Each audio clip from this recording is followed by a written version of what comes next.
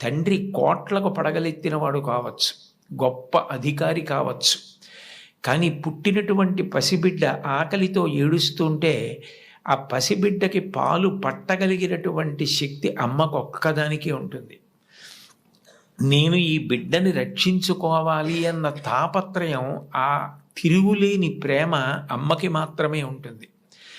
అది కేవలం మనిషిలో కాదు. మీరు ఏ ప్రాణిని తీసుకోండి, కోడి గ్రద్దని చూస్తే హడిలిపోతుంది.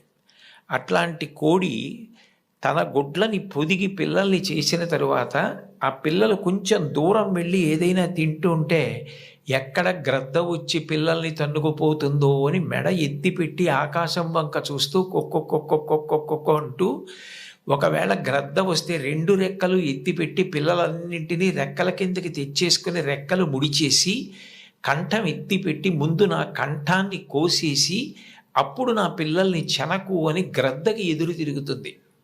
ఒక కోడికి ఎవరు నేర్పారు తన పిల్లల్ని కాపాడుకోమని? స్త్రీ ప్రాణి.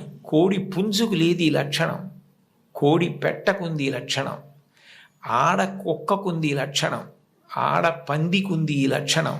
స్త్రీ ప్రాణి ఎక్కడ ఉన్న లోకంలో బిడ్డల్ని కడుపులో పెంచుకోవడం, కడుపుని గర్భాలయం చేయడం, కన్న బిడ్డలకి పాలిచ్చి పెంచి పెద్ద చేయడం, అంత అవ్యాజానురాగంతో స్త్రీ చేసేటటువంటి త్యాగం లేకపోతే ఈ సమాజం లేదు.